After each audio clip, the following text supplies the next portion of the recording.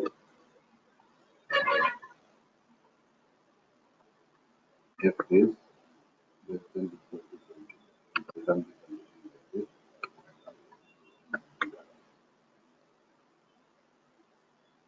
So which means we got very one is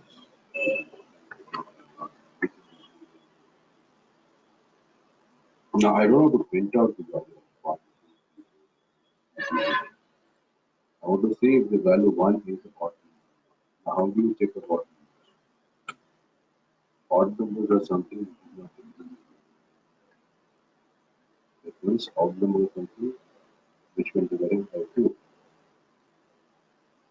does divide by odd numbers when divided by 2 will divide by. So if I say there is a remainder, we see a remainder, then it is an odd number.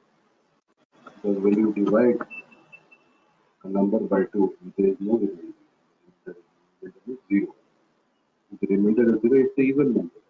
So anything divided by 0 is divisible by 0. The remainder will be 0.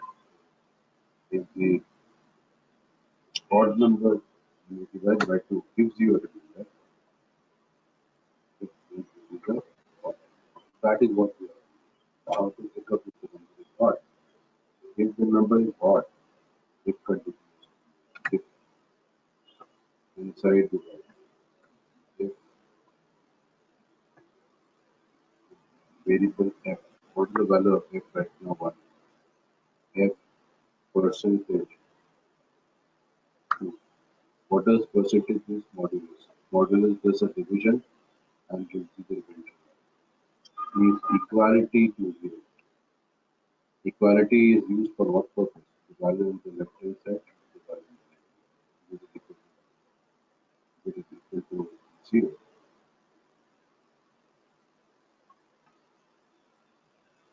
Mm, it's not equal to. Remainder should be not equal. If the division reduces remainder, the remainder should not be equal to. Then it is not.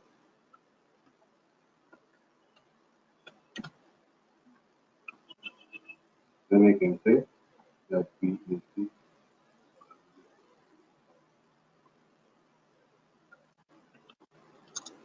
or the value of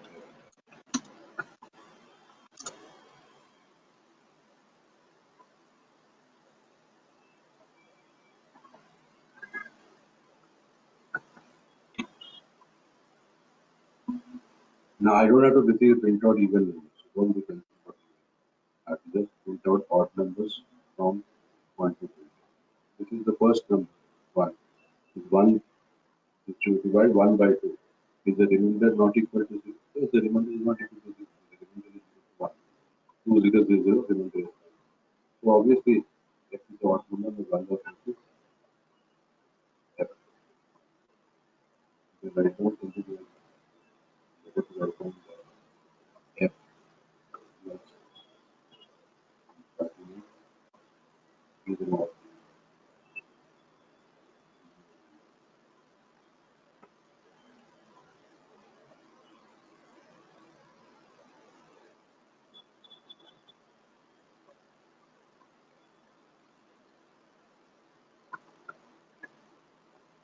Okay. Now, if I leave it at this point of time like this, the value of f is remain 1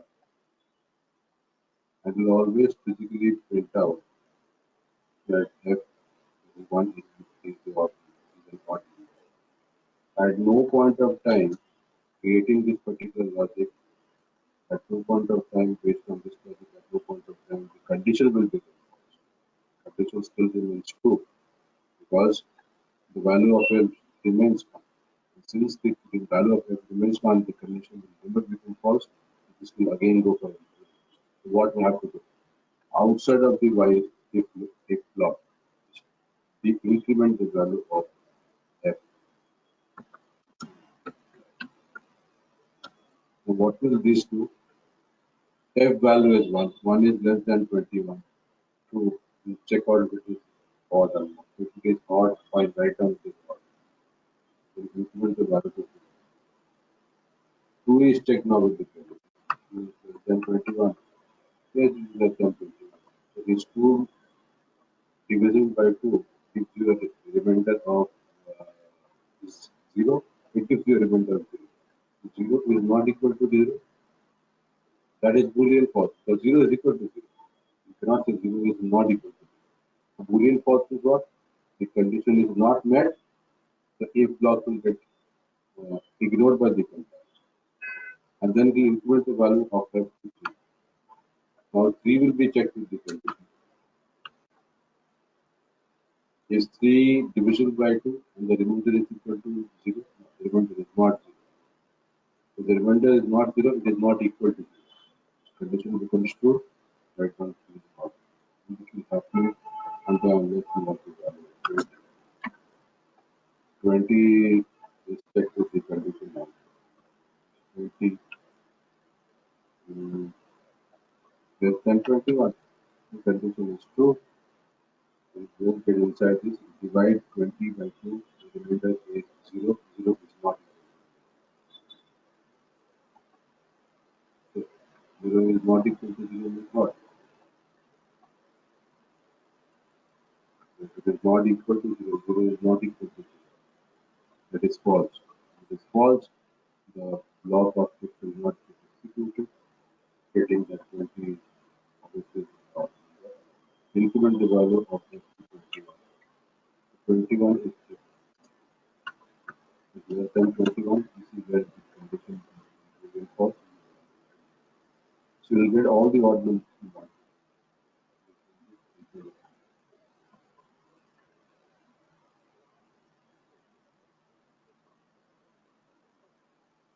1, 3, 5, 7, 9, 11, 13, 14, 15.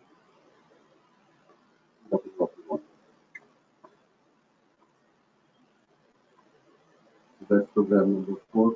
Let's go to program number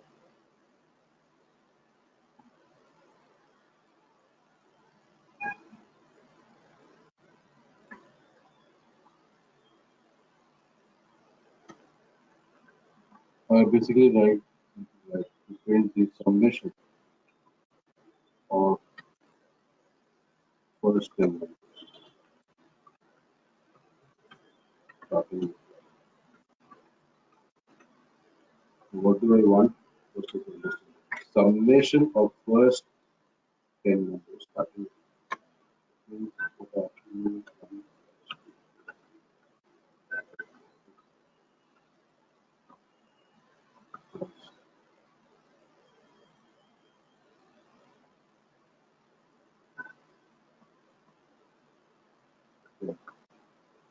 what is this? Question mark. So I know the initial value starting with one.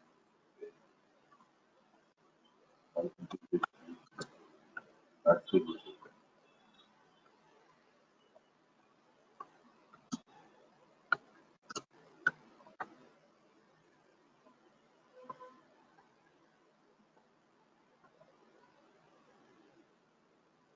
Okay. Now let's put the value.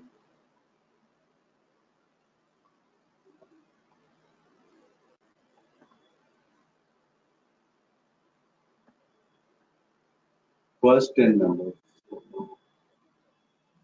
1, 2, 3, 4, 5. 1, 2,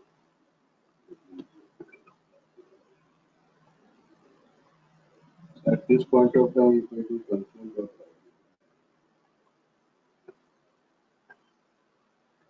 what is the value of G?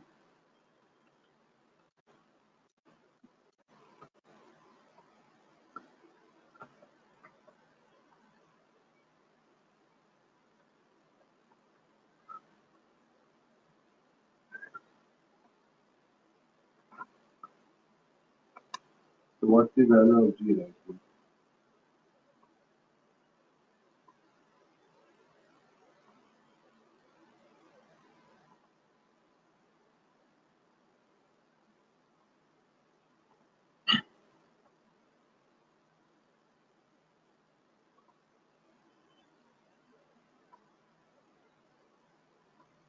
So what's the value of G?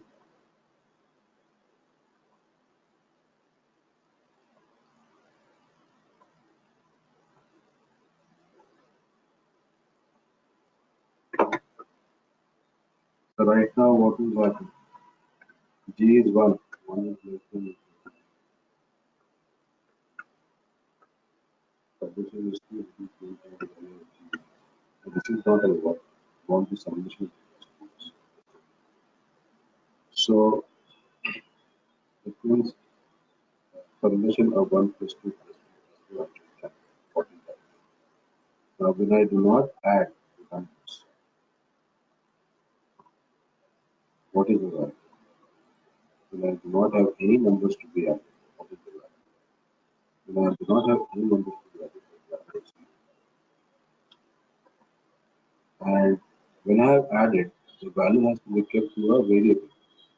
So I have integer sum. What is this integer sum? Integer sum is nothing but a variable which will hold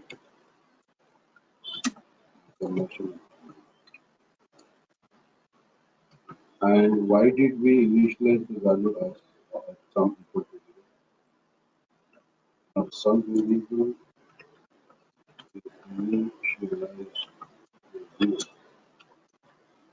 with the fact that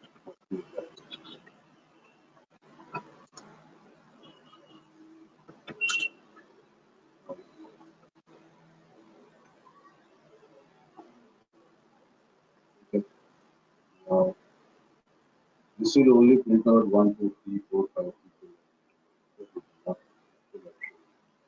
Now what we need to do is that what is the initial value of sum?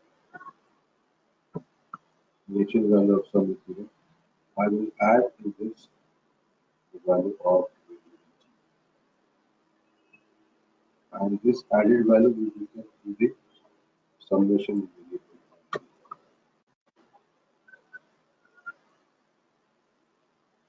Done. And then I want to print out the value of sum.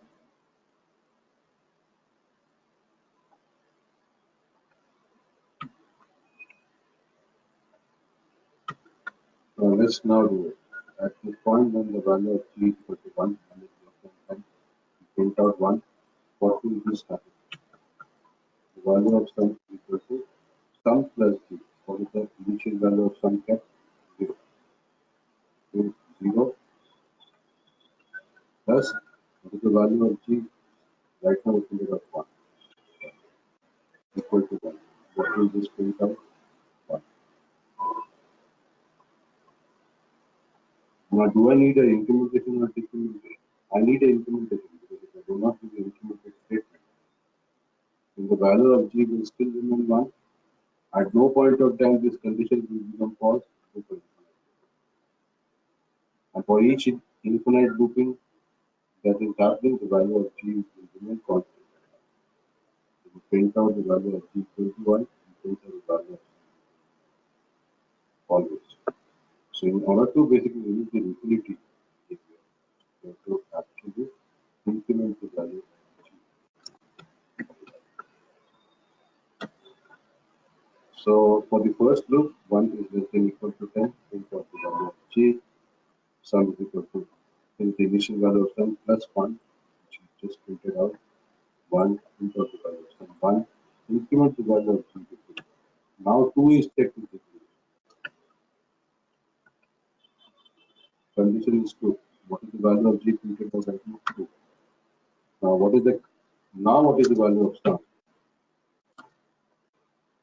The earlier value of sum printed out was 1. I'll take that 1 from the memory. What is the current value of g? Now right now we printed out 2. Equal to 3. Current value of sum becomes 3 from 1. Increment the value of g. Now 3 is checked with the condition. 3 less than equal to 10. Condition is true. Print out the value of g is equal to 3. Now what happens to sum? Sum is equal to what is the earlier value of sum printed out? 3. 3 out here. What is the current value of g? 3. 3 is equal to 6. And that 6 will be printed out. Increment the value of g from 3 to 4. And this 4 will be checked with it.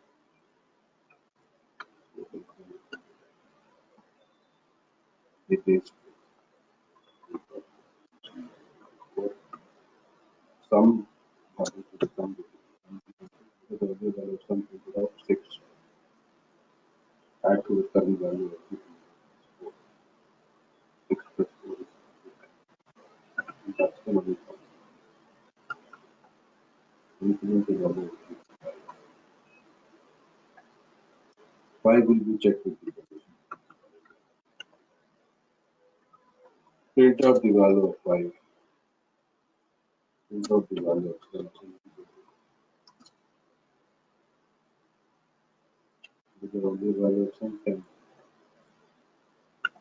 With the current value of g 5. And that is going to be printed out the value of sum. Increment the value of 6. And 6 will be checked with the condition is true, so we print out 6. Now what will be the summation value? Sum will be equal to what is the earlier value of sum? 15.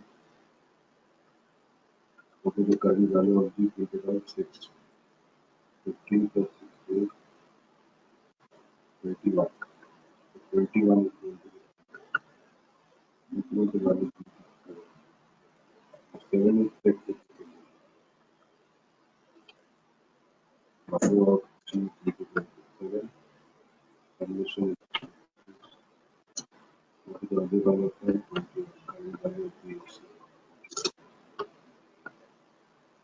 it is going to be include the value of g is equal to 8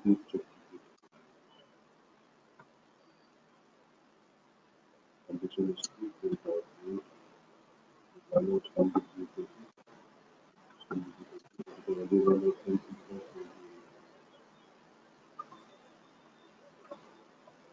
to 28, and the current value of g is 28 plus 20. That is going to be increment the value of g to 3. Now we check the condition is true, condition is equal to value of sum is 32. That is 36, the current value of g. The value of sum is equal to present value of sum divided by 40. After that, we increment the value of and we do check it.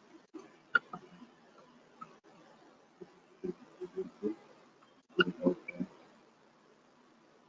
sum between and the value of sum is 45 and value of g is 10, 55 is equal to of sum equal to 55 into by 11, then 11 is checked. Condition becomes false, so by so let me run this particular code. Let the analysis.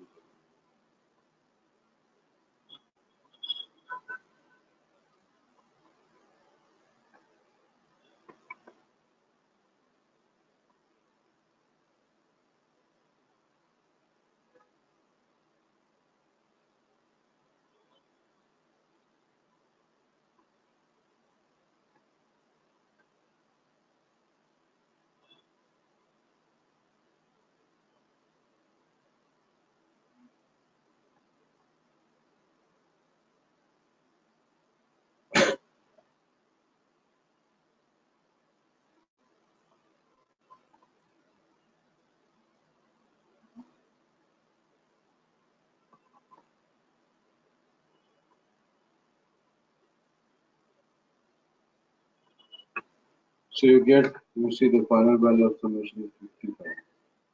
But since I have put the value of g and the value of sum as part of the while body, for each loop you are getting the value of g. Value of g is 1, sum is 2, a is 2, 3, 6, 4, 10, 5, 15, 6, 21. Value of g is 7, 28, 8, 10. And that is what we actually put analyzing. So what I actually leave it in this way. I did not need the value of g and sum for everything. So just to make you understand how it is working. I only wanted the final value of this summation, which is 15. So what will I do? I can comment this, I can comment this. Now in the memory, there is a value of sum already there. What is the final value of sum? So it got terminated 55. That is already kept in the memory. So when the while loop terminates, you can put console.write.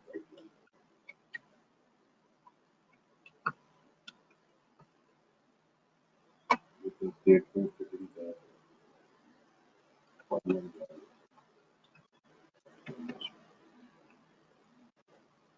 Yes.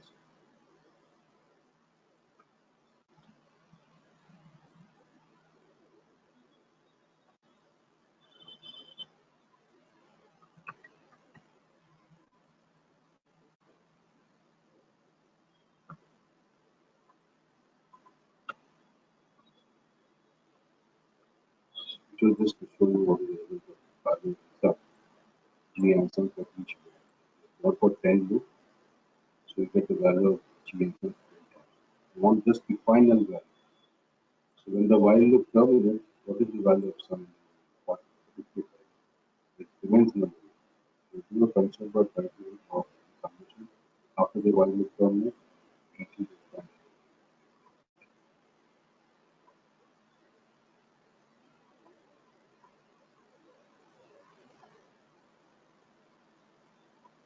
is a 55. So if we ask you a particular question, please tell me what is the final value of G. Can somebody tell me what is the final value of G after the y and x?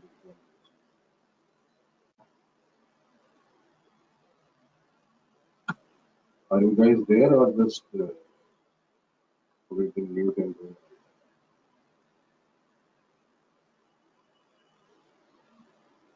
Am I audible?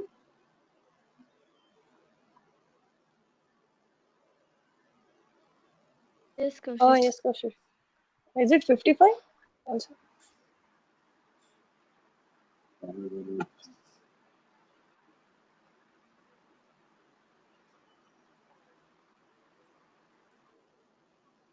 What is the value of G at which the while loop got down?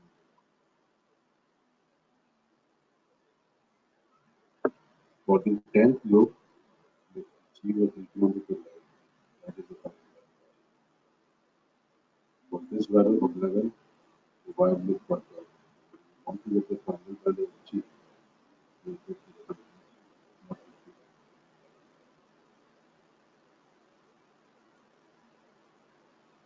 At this value, the while loop. And this is also considered as the power of the right line. The power lies in the fact that we are using. If you're using these two values inside the value, it will give you the value of G inside the value. If you put this right line outside of the value, it means you're getting the final result of G inside. That's the power of using the right line. So this is what program 5 does. Program number 6.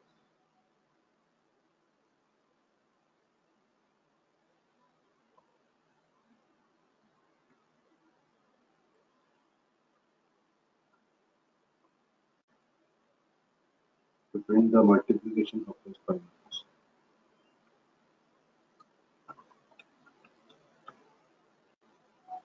First 5 numbers. Starting with what? What do I need? I need somebody to tell me what is the multiplication.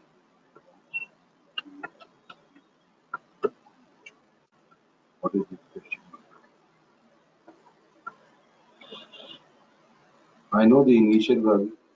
I can give the condition also.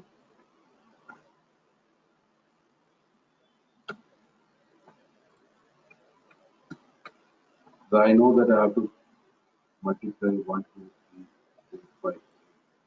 I have to do it should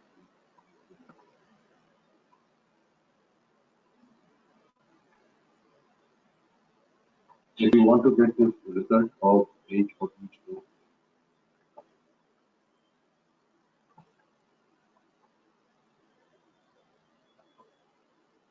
I will print out 1, 2, 3, 4, 5. So I have to increment this to get the value of age plus plus.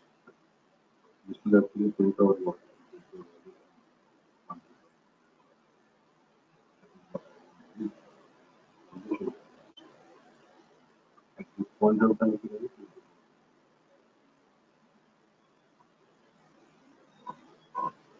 that is what I do. So what I need to do, when I do not multiply the numbers, what is the value of, when I do not multiply the numbers, what is that value? So what is the value when I do not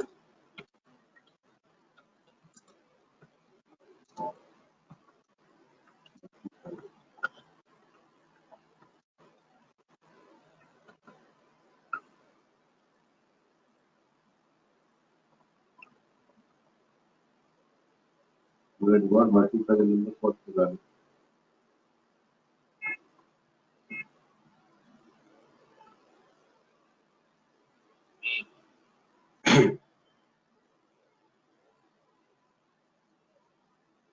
When I do not multiply the value, the number cannot be zero. Because understand one thing, when you multiply anything, you replace it with zero. When I do not multiply the value,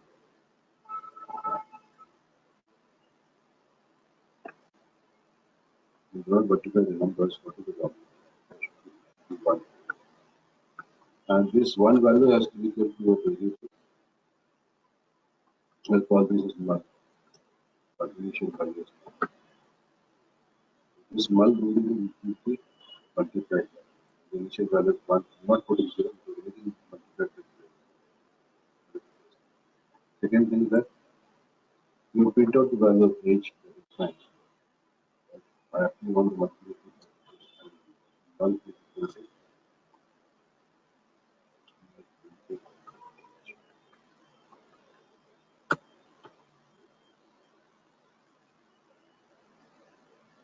and then you can, if you want for each loop, you want to print out of bulk also.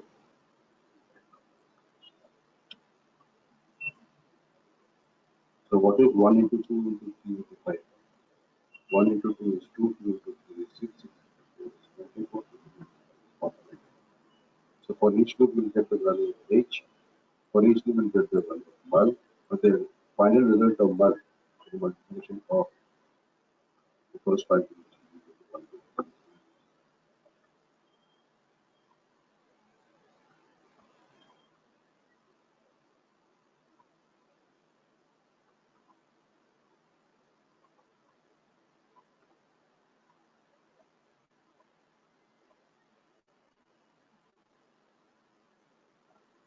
You get 1. But I don't need the multiplication multiplied value for each loop. You need the value of h. What I need to do is that have to come in each. I just need the final value of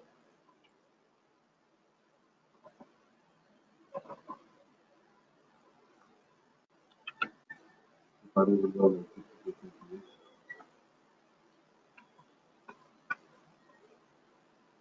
Now,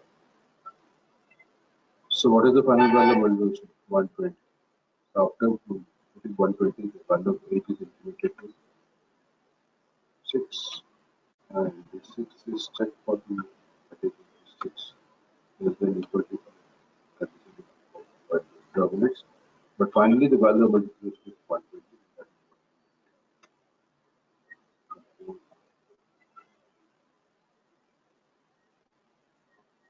That's the value.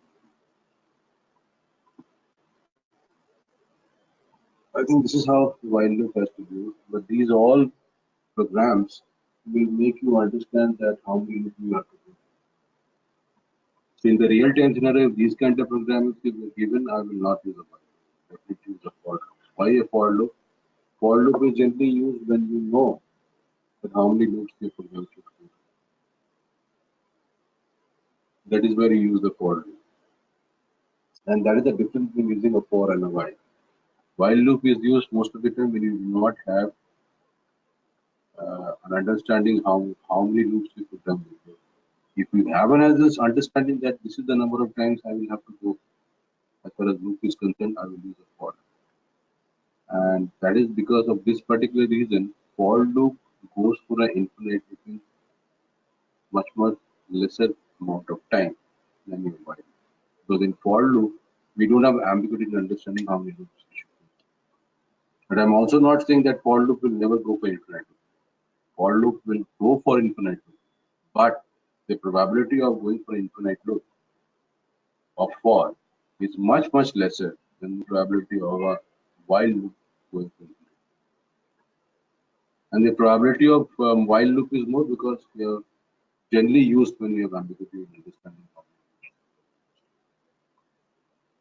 Okay, so when we take tomorrow, I will basically complete the rest of the loop statements. Today, I just took the while loop only because I wanted to tell you that how it works for the people who are learning for the first time.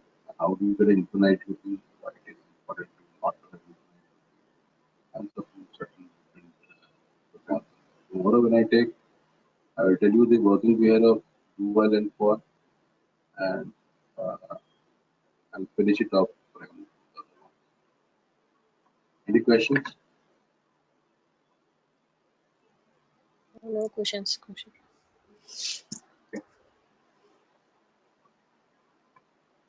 Apart from Lakshmi, anybody else has any question? Ajay, Varsha. No, Kaushik. No, Kaushik. No, Kaushik, I'm good.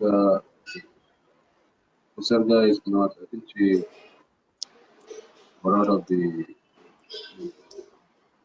Okay. See you tomorrow. Thank you, Kaushik. Bye.